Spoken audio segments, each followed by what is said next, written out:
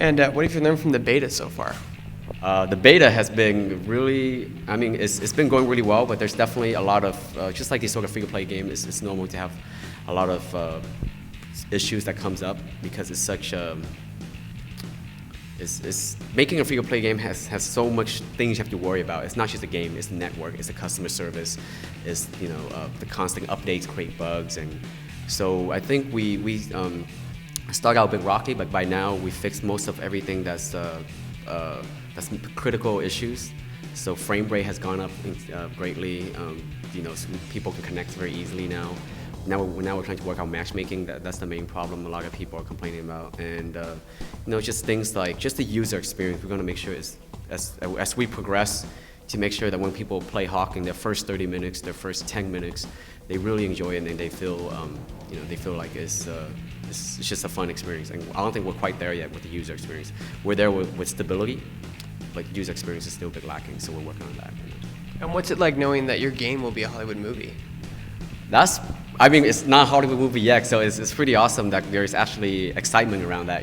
There's a lot of different movie studio that we talk to, and they're very excited about the IP of Hawking, and I really don't know where it goes, but it's really cool that there's, the game barely came out, but there's a possibility of it becoming a feature film. Yeah. And how is the game experience evolving with Hawken?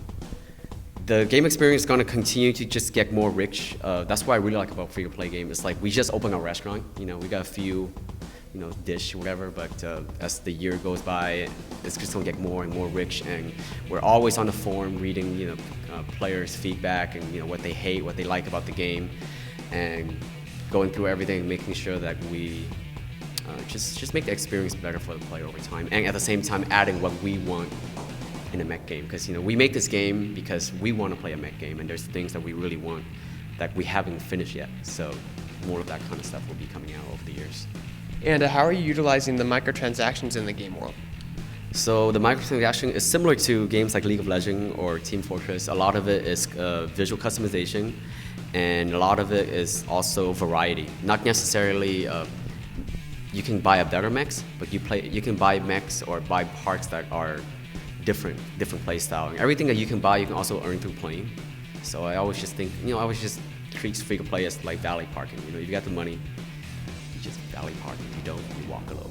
But your experience of the final thing is very similar. And even we want to make sure the game is fun for players that doesn't even pay at all, and making sure that it's very competitive on that end as well.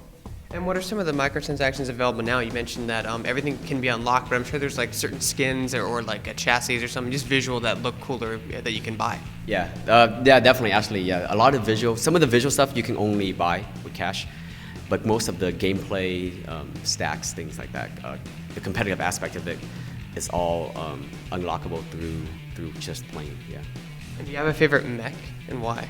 Actually, my mech right now is just the basic mech, because we make that mech very, the CRT mech we call it basically. It's just very versatile. It's good for long range and short range, and I've just been playing a lot, so I just got kind of, you just kind of fall in love with it over slowly. At first, I think people were like, oh, what is this thing? It's just the default mech, but I like the default mech. It's fun for me.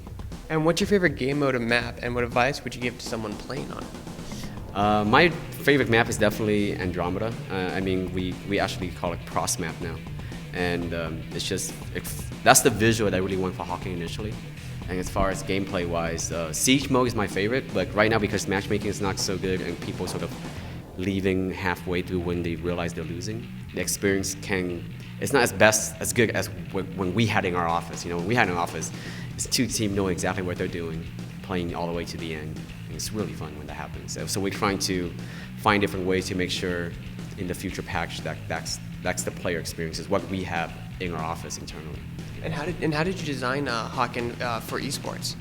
So Hawken I think it became natural going toward esports just because visually it looks very cool, and we've been to these conventions, people have never seen the game, they sort of walk by and they see someone play, they sort of stop in the track and just look at it because it looks very visceral, it feels very cinematic.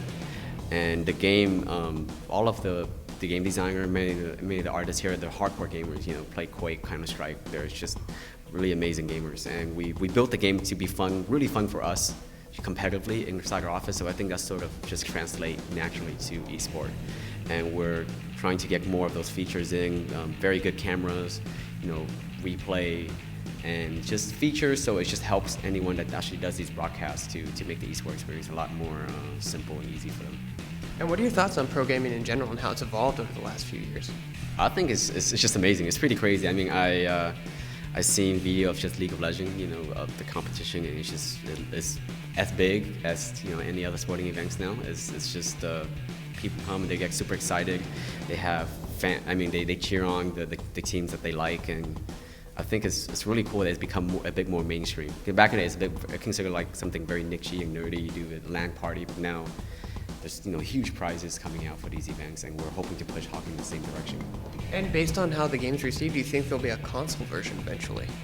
Can't say much about that, but there's always talk. There's a lot of interest in Hawken in many different platforms and things like that. So we're still just talking to people, but nothing grounded. But focusing on PC for sure right now. And for people like me, will there eventually be a Mac client? I think Mac is very doable because I think Unreal Engine supports Macs now, and so we're looking into it. Yeah, we'll see when. It's going to take a big time. There's a lot more feature we want to get done first before supporting the other platforms. But yeah, everything is open for to implement. Yeah.